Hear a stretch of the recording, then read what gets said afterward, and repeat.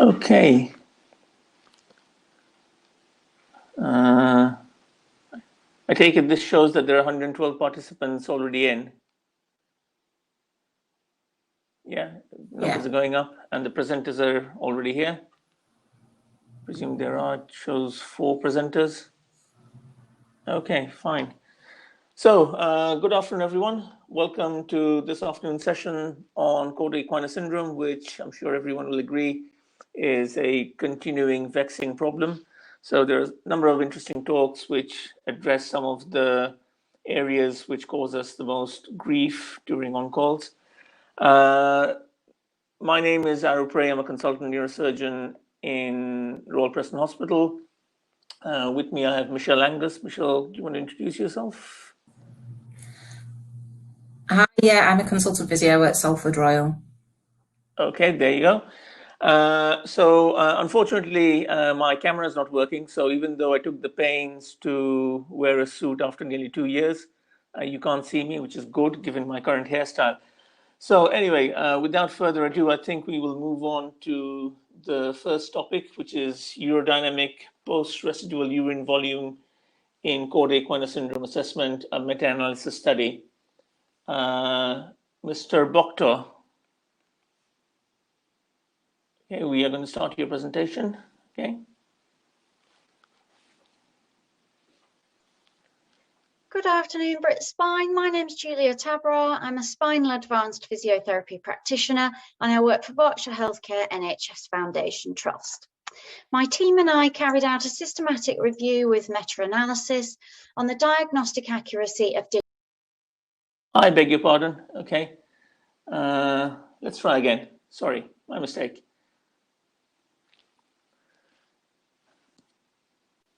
This is Joseph Boktor, orthopedic registrar in University Hospital of Wales, and today I'll speak to you about urodynamic post-residual urine volume value in Cauda equina syndrome assessment, which is a meta-analysis and systematic review study.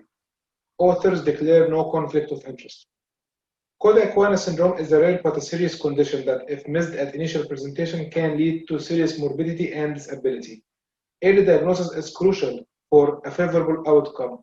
There are red flags like bilateral lost sensation of both lower limbs, lost anal tone and sensation, but all of them are subjective either to the patient's own words or to the examiner assessment.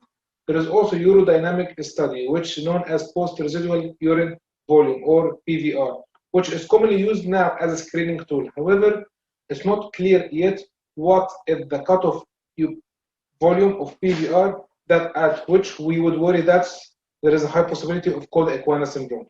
The aim of this study is to do meta-analysis and systematic review of literature that included PVR as a predictive screening tool in Cauda equina syndrome and to identify the most sensitive and specific PVR for Cauda equina syndrome. A comprehensive literature search was done in PubMed, Medline, and MPath, including the mesh terms Cauda equina, bladder scan, post-void residual, and search terms, assessment, diagnosis, and predict. We included all paper which had bladder scan as diagnostic parameter with a clear numeric value, followed by MRI to confirm or exclude the presence of Cauda equina syndrome. We excluded non-English studies and studies which didn't have a clear cutoff point of PVR. Our question was, can bladder scan predict Cauda equina syndrome? If yes, what is the cutoff point of PVR with the highest sensitivity and specificity? A statistical analysis was done using META-DTA online software in which data from all studies collected and analyzed.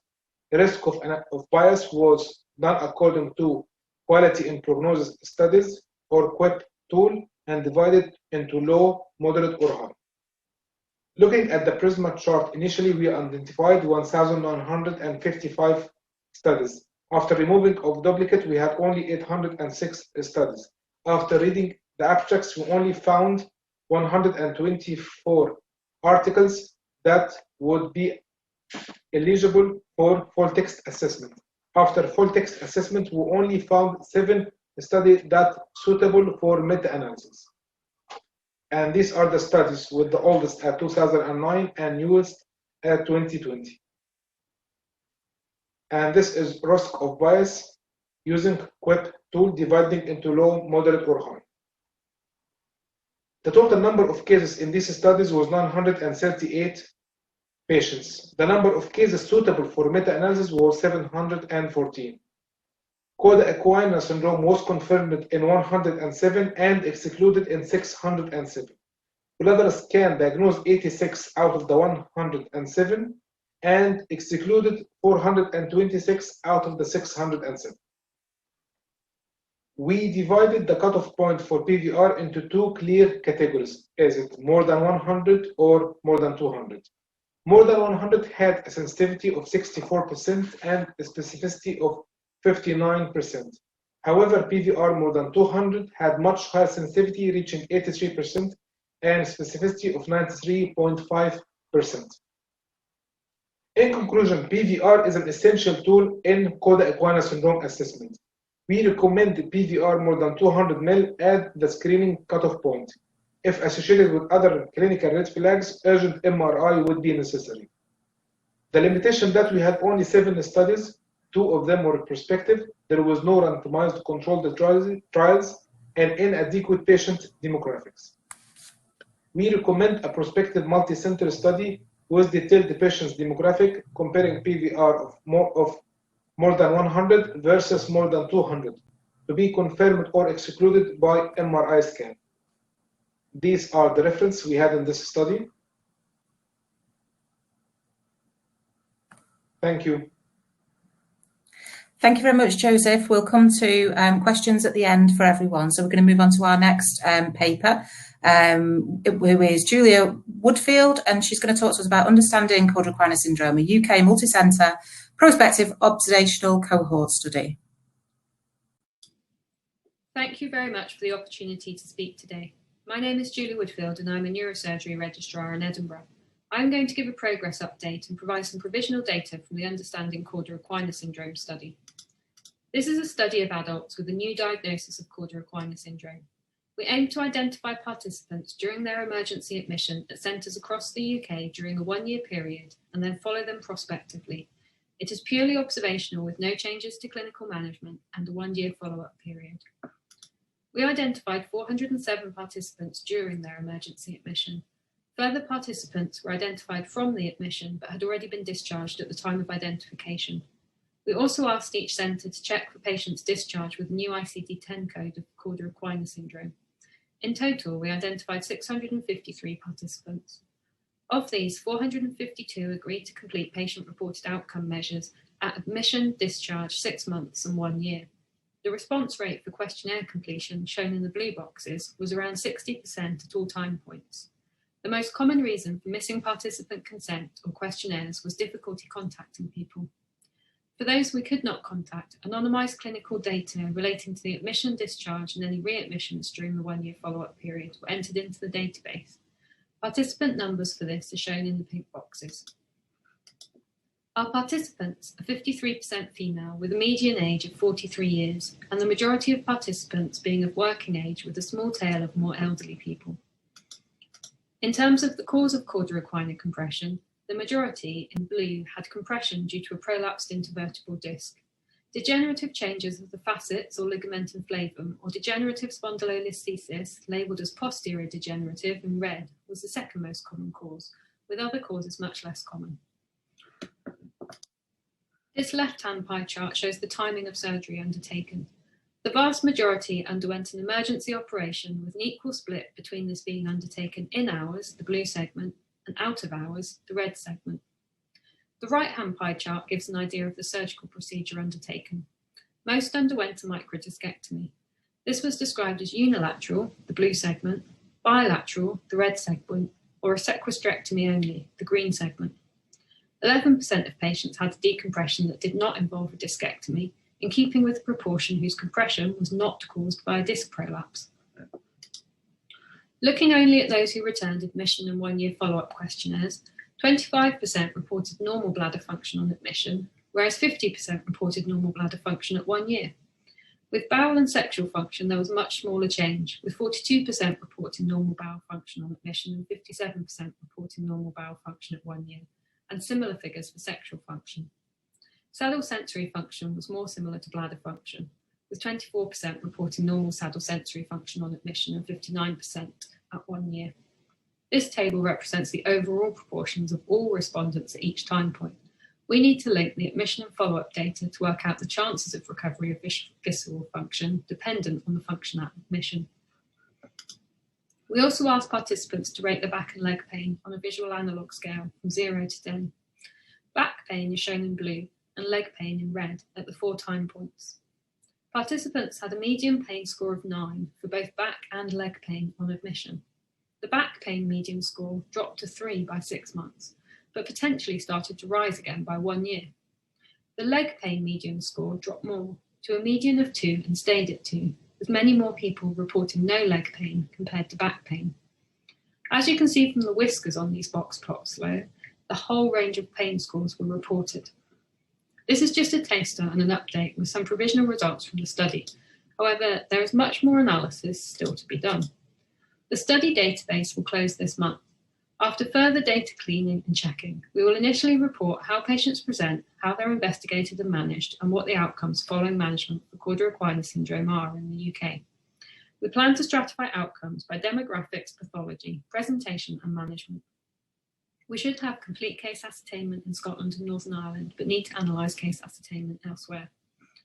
Thank you very much for listening. I'd like to thank all of the organisations and all of the people involved in this study. Thank you to all of the study collaborators who've worked hard identifying and recruiting patients, entering data, collecting imaging, going through coding data, calling participants and analysing the data. Thank you very much, and we wouldn't be in the position we are currently without all of these people. Thank you very much for that very interesting talk. Obviously, we are generating quite a few questions. This is going to be, as usual, a very contentious topic, but please keep putting them into the chat box and we'll moderate them and go through them at the end of all the presentations. I'm going to move on to the next presentation, which is Invisible Disabilities. Do I need rehabilitation when I'm walking? Presented by William Goodison. Let me just see if I can... Yep, that should be it. Okay. Many thanks for inviting us to speak today.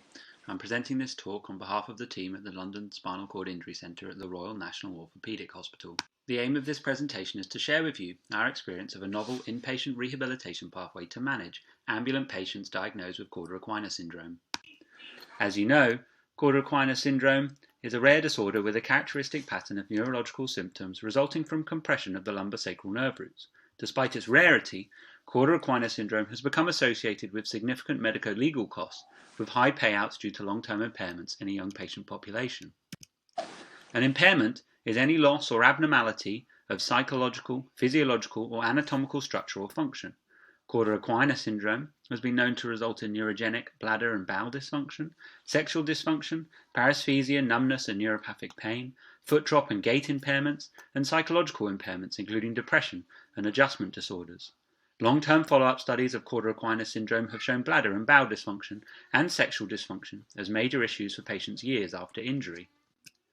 From previous work, we identified that only 50% of our Cauda equina syndrome cohort had accessed inpatient rehabilitation following their injury, and the distinction was made based on whether a patient was ambulant or not. Those able to walk were discharged home from acute setting with outpatient follow-up in different services, leading to disjointed care potentially across multiple centres depending on local availability. So could we provide a better pathway for these patients?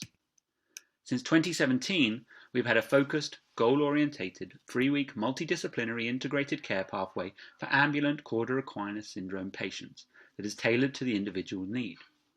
As you can see on the pathway, patients are identified at the time of presentation to acute hospitals and visited by our spinal outreach team in the days and weeks after their injury. The MDT is then responsible for deciding on suitability for admission based on their impairments and needs. At the London Spinal Cord Injury Centre, we have 1 dedicated bed for this pathway currently. Patients are discharged with regular follow-up under a spinal injuries consultant, in addition to neurourology and access to other services as required. So far, we've had 49 patients come through the unit, with an average time of 9 weeks from injury to admission. The aim of the 3-week admission is to provide the patient with the treatment they need to address the impairments as a result of Cauda equina syndrome. This could be neurourology, medication reviews, dedicated investigations including urodynamics, IDC removal and ISC training. Bowel management, focus on bowel regimes with digital removal of feces, education and transanal irrigation as required. A dedicated diagnosis and prognosis meeting with a consultant in spinal cord injury to discuss the injury, long-term implications and address any patient concerns.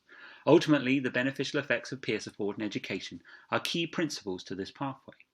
From auditing, we know that we are achieving these goals and have 80% or more of our patients coming through the unit for each domain. Outcomes of the pathway are recorded using the spinal cord independence measure. It has 18 different scoring domains represented by the wheel above. The image shows a splat chart which represents the admission scores, red, and discharge scores, yellow. The greater area covered by the yellow chart shows the improvements the patient has made. On average, we have seen an improvement of 15 points or more following an admission. Bladder and bowel function are always rated as the most important when patients with spinal cord injury are asked about their impairments and tend to be the biggest barriers to patients returning to normal social lives, workplaces, and relationships. Understanding how our pathway impacts on this is therefore important for discussions about its benefit. 32% of patients were using an IDC on admission, which had changed to just 5% by discharge, with most using intermittent self-catheterization. This is important for addressing the medical burden of using an IDC, as well as the stigma attached to it. This chart shows the types of bowel management strategy on discharge.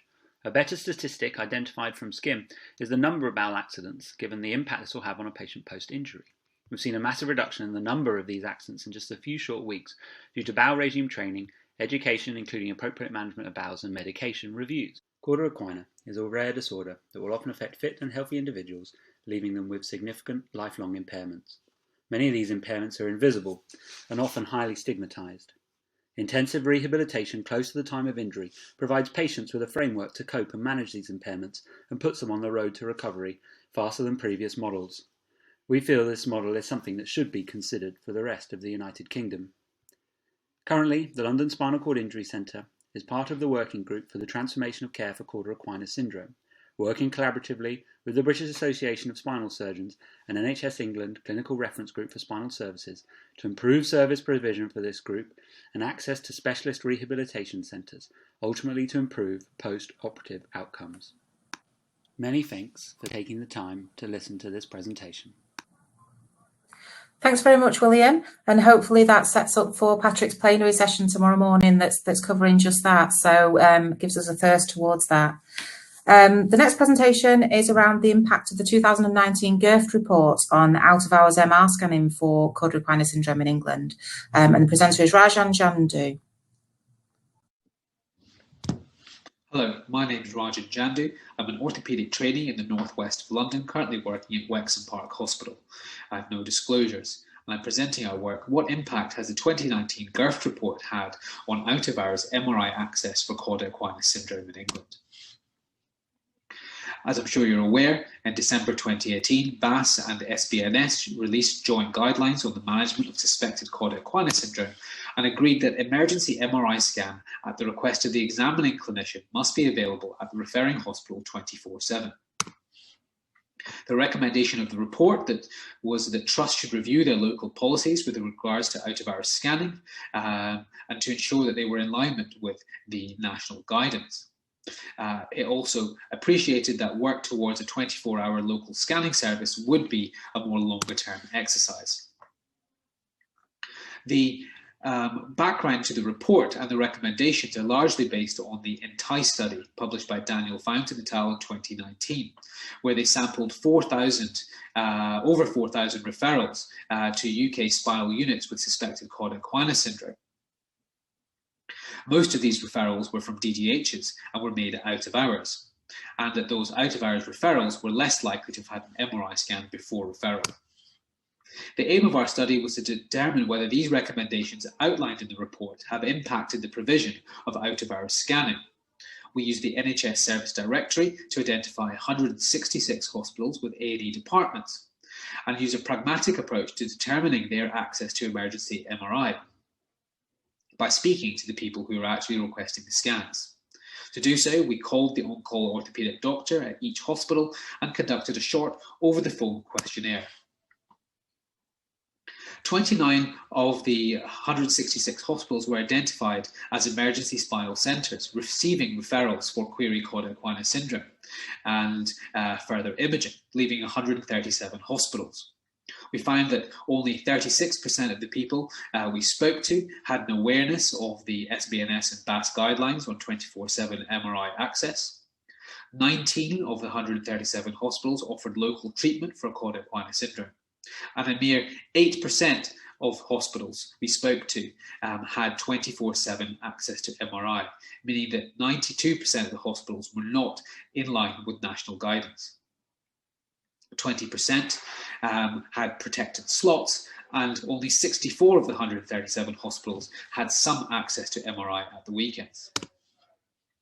Further analysis of that MRI access showed that majority of MRI access during the week in these hospitals was during the daytime, with 16% offering extended hours, and this was defined as after 6 up to 8 o'clock. 8% had 24-hour access. With regards to weekend MRI access, majority of hospitals, as you can see, had no access to MRI. A short percentage had Saturday-only access, and 35% had both Saturday and Sunday within hours. Only 9% had 24-hour access. Further analysis also revealed that 80% of the time Cauda equina syndrome was managed by orthopedics, and in 17% of cases, hospitals managed by the A&E department referred outwards. The scatter graph on the right shows the distance in miles to the referring hospital, showing that most hospitals referred to a referral centre 40 miles away or less. The strengths of our study is that it was a pragmatic approach, reflecting the real-life availability of MRI scanning, which often differs from the agreed local arrangement. We were able to collect data from all 166 acute hospitals in England. There was, however, some missing data, and the information gathered may actually differ from the agreed local policies and the actual availability, depending on who we spoke to. Perhaps a further audit to determine those local policies by speaking to radiology might be a way forward. So in summary, all hospitals had an agreed pathway for emergency imaging for Cauda equina syndrome. 92% were not in line with national guidance and therefore not compliant. None of the hospitals appeared to have changed their local policies since publication of the report. So I do wonder, perhaps there needs to be an incentivisation for local trusts, e.g. a Equina, to drive further change. Thank you. Thank you very much, Mr. Jandu, for highlighting ongoing issues with a very vexing problem in the management of Cauda equina. We have lots of questions which have come through, which we will moderate and go through. We should have one more presentation, which I can't find. It's Julia. Yeah, it's not on my tabs. Laura, do you have Julia's presentation? Can you see it? Because I can't see it.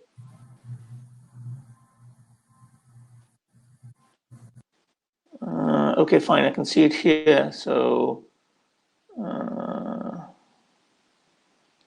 let's see if this is it.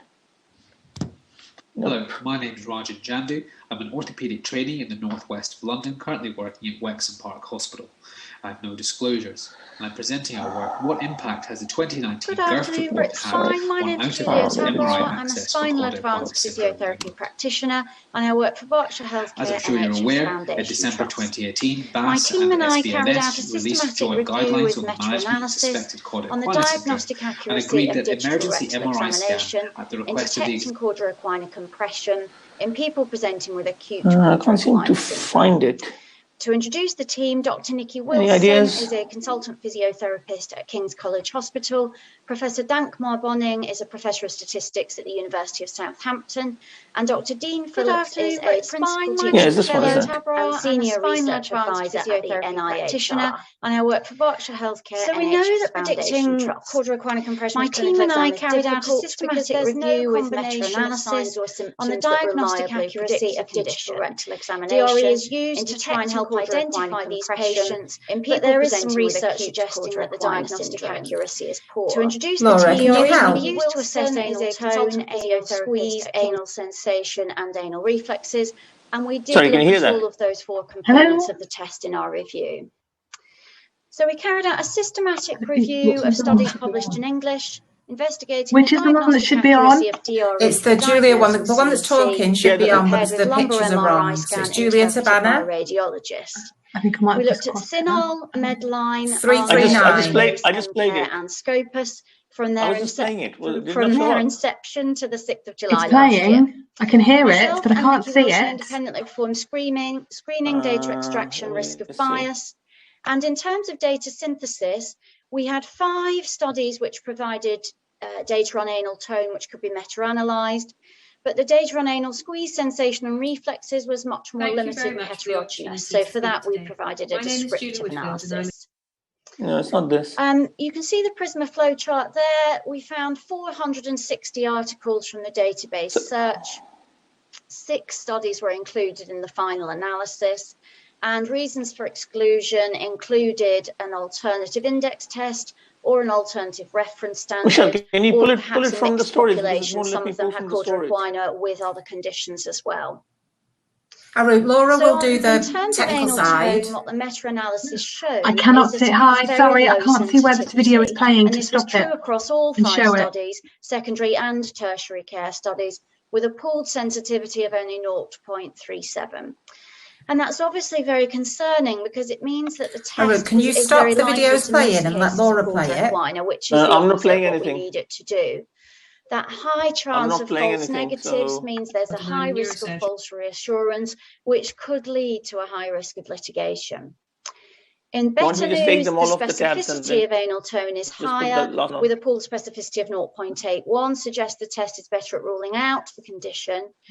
However, by the time people have lost anal tone, we know that's an end-stage symptom of Cauda equina, and the surgical prognosis is then much poorer. So we just have to be very careful that we don't wait for people to lose tone before we scan them. There she is.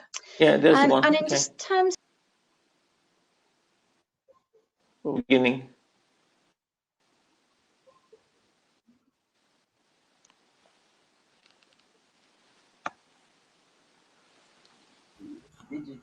Hi guys, can I just suggest you load up again the videos that you'd like to play?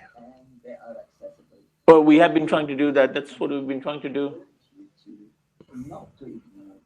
Because it won't let me load it up. I tried to play. No, Arab, don't do anything. So bear with me for a second. I'll load them up for you. That's why I'm not doing anything anymore. Henry, we've just on the last one. It's 339, and it's Julia Tabara's talk. Okay. So we'll just give it a couple of minutes to see why they can join us.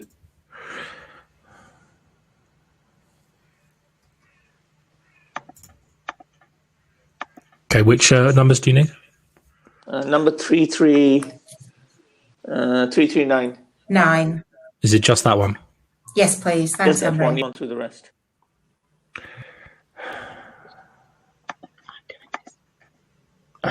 Someone's deleted it. Is anyone else playing with the buttons? Yeah, sorry, Henry, it's me. So, Laura, you've just deleted. Please don't touch anything. You're deleting stuff that I'm pulling up, okay?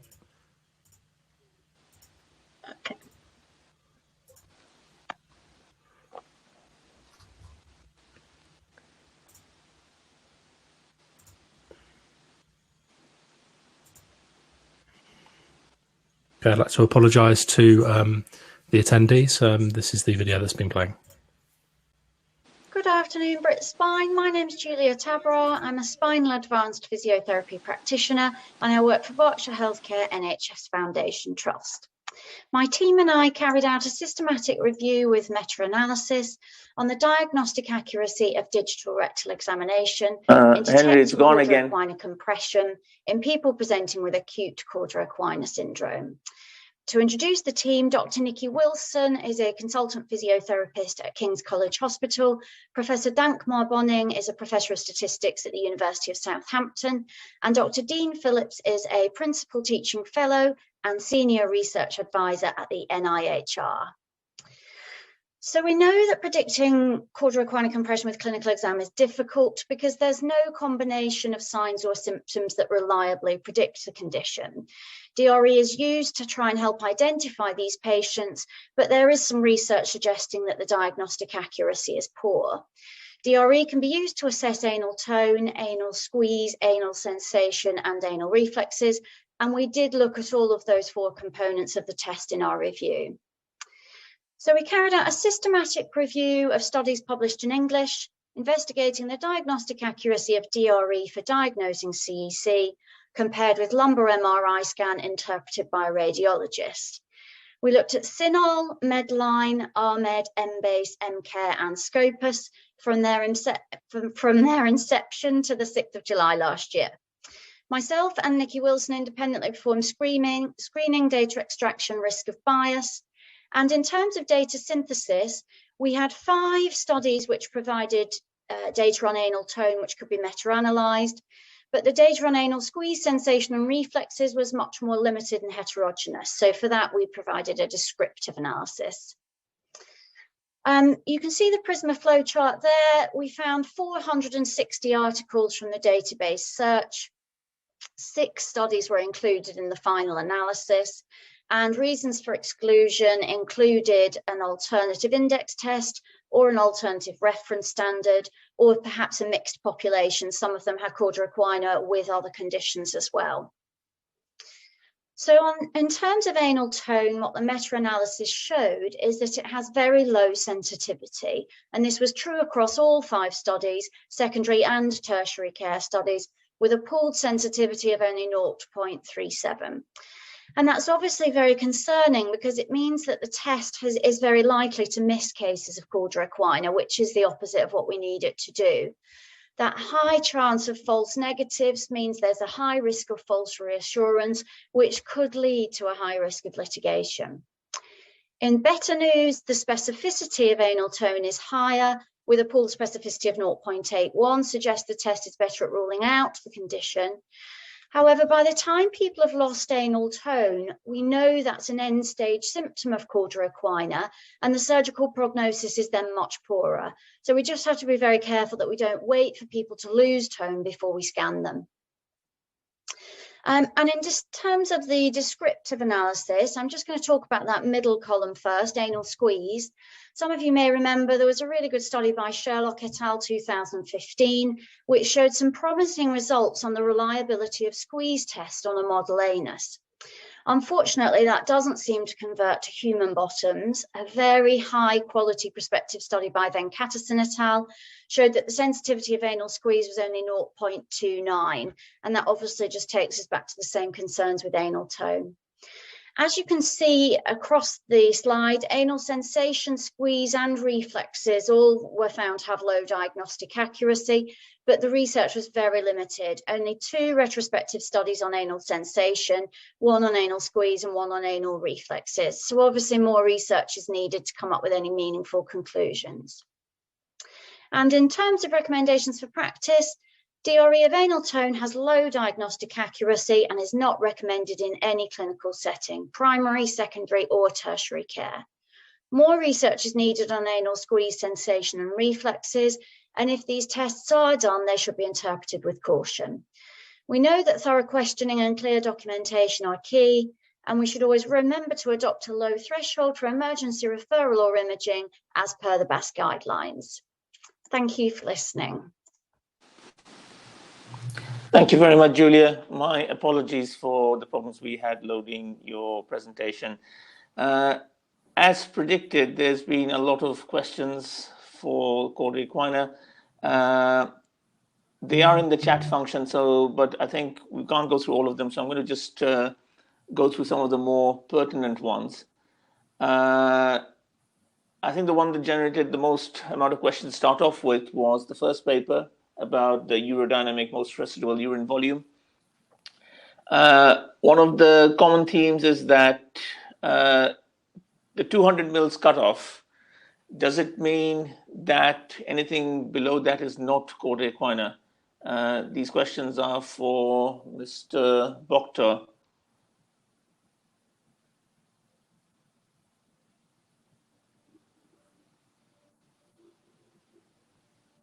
Mr. Boktor, are you there?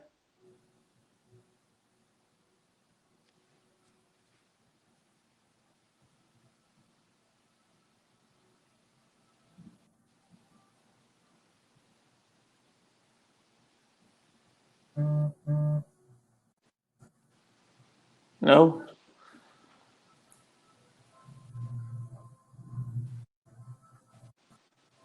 Okay, let's move to someone else then. We'll see what Mr. Boktor is there. I mean, he's been replying to the questions.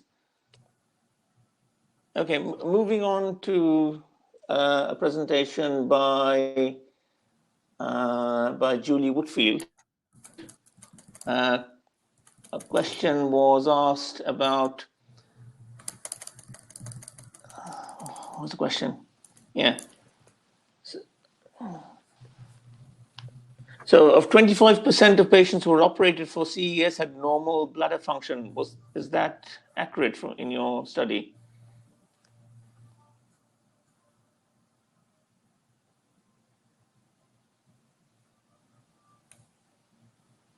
I think you might be on mute.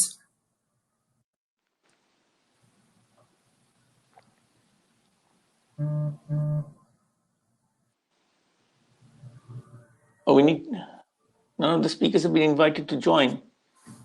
I thought the speakers had been invited to join.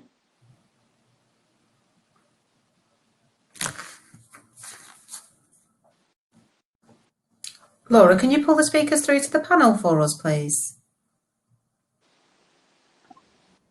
Yes, just doing it now. Bear with.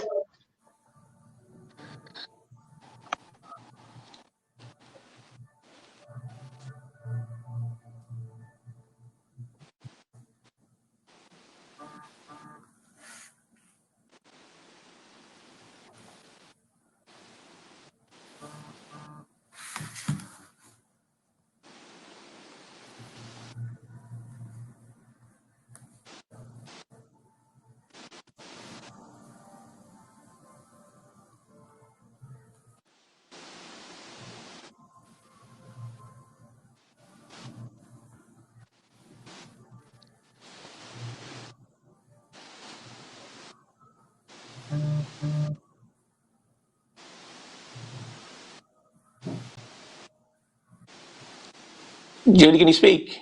I think you've been on the panel now.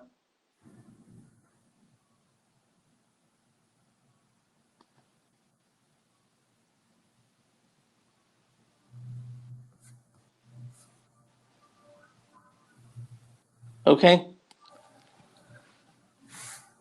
I'll ask Henry to come back. I think we're struggling to get the presenters on. It shows that the presenters are in already.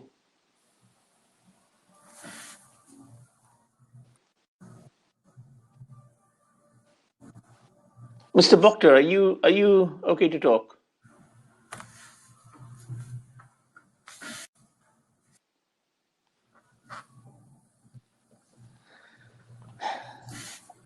I think I wrote the wrong people have been brought through. I'm just going to ask Henry to come back and bring the right. Mr. Boktor has left. He's no longer in the participant list. Julie Woodfield is, but doesn't seem to connect with her mic, unfortunately.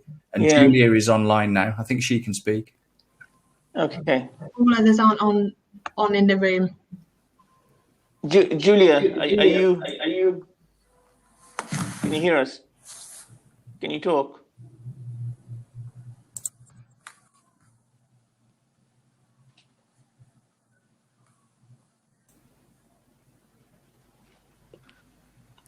So apologies, I'm asked to come back into the room. Is everything okay?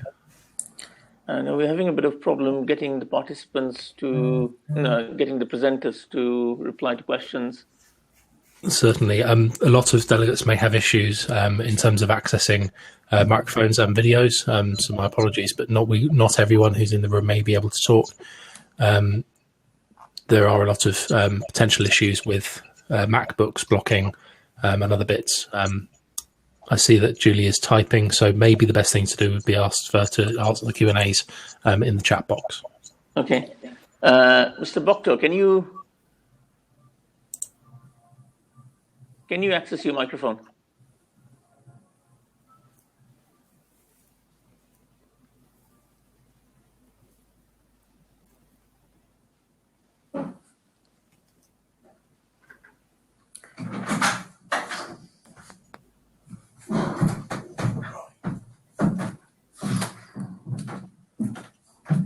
Henry, we seem to be having some problems about people not being able to come back in and not being able to access the software. Can you hear me now?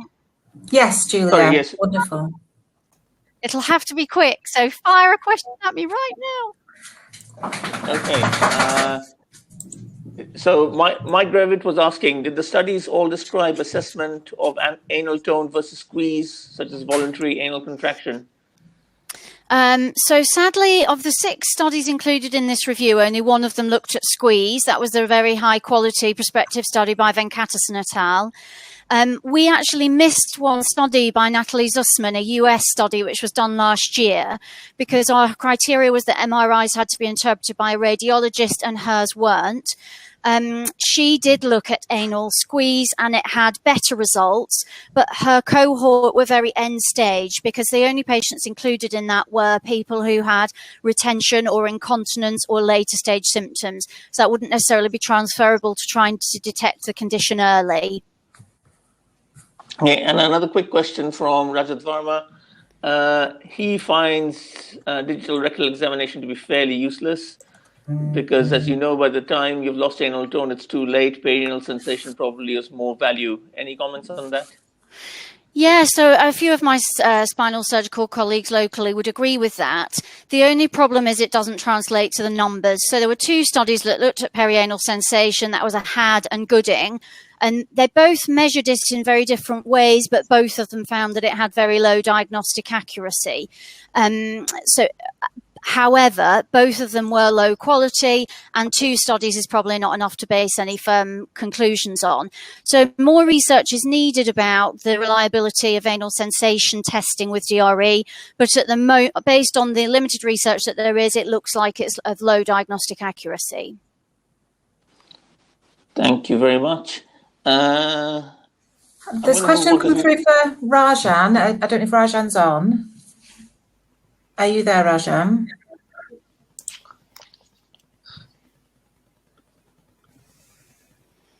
Have we just got Julia? Sorry. Again, it goes, Rajan. Can you hear me? Yeah. Yeah. Rajan, there's a question from Paul Thorpe asking if BAS and SBNS consulted with the Radiology Society to...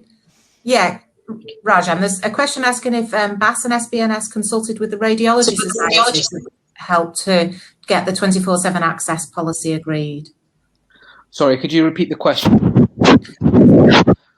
The question was around whether BAS and SPNS can discuss with the Radiology Society to try and get them on board to try and help with the problem of 24-hour scanning. I think it's a really good suggestion, and obviously the issue that the audit raises is that perhaps this is an unrealistic expectation for local DGHs to offer a 24 service, and certainly discussion with the radiologists who would be providing that service is certainly a way to perhaps move forward with this. And response to Paul's question, really, I don't know whether BAS and SBNS were actually actually consulted the radiology societies when coming up with those guidelines. Okay, can we move to Mr. Boktor? Or is Mr. Boktor here? Boktor? Have you got access to your microphone now? Nope, does not look like it. I've got a question for William. Is William here?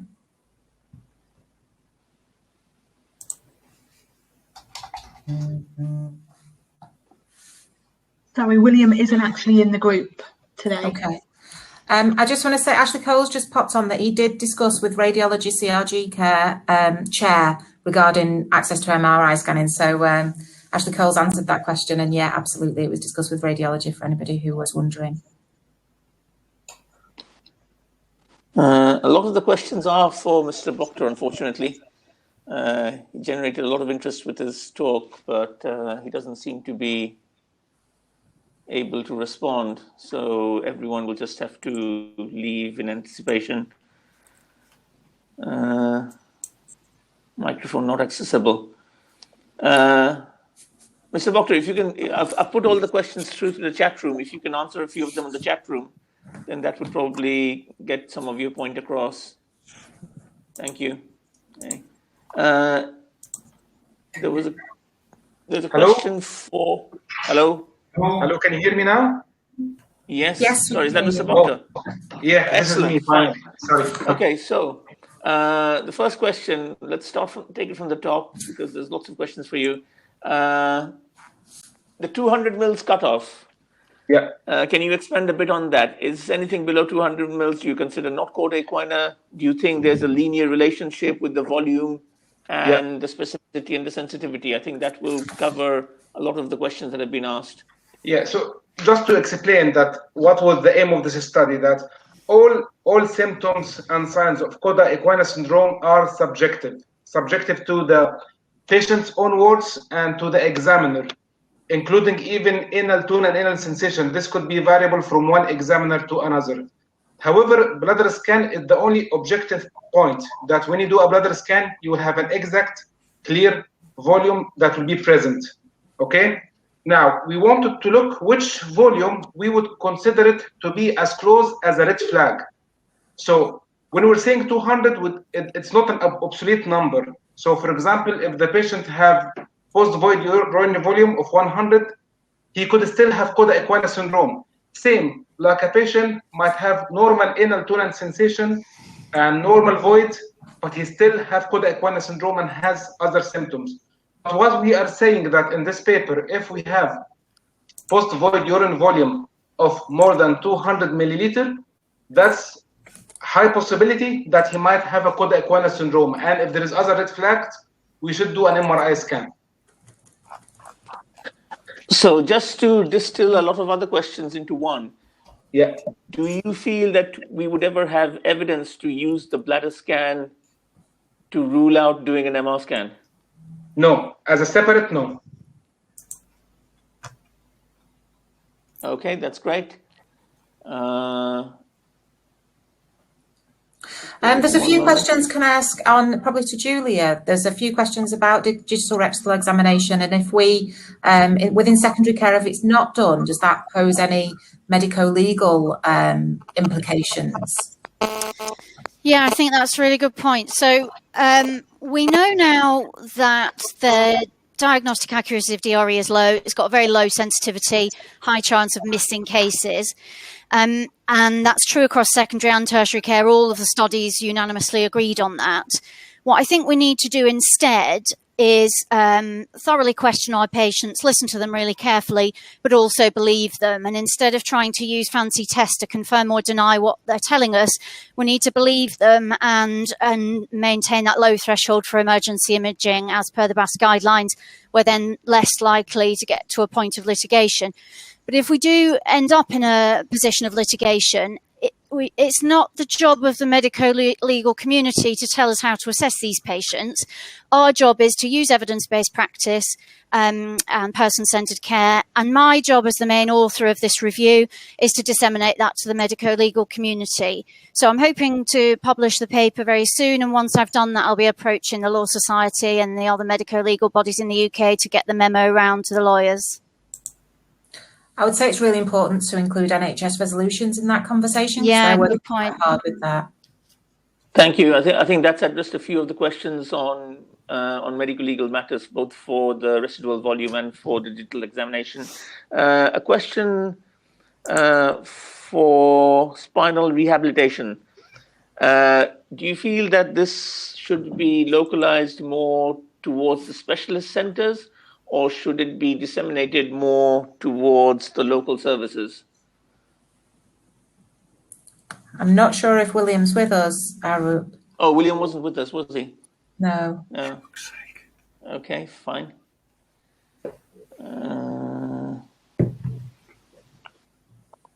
I think most of the questions coming in are directed to people who aren't with us. And yeah. Hi, William. Hello. Hello. William?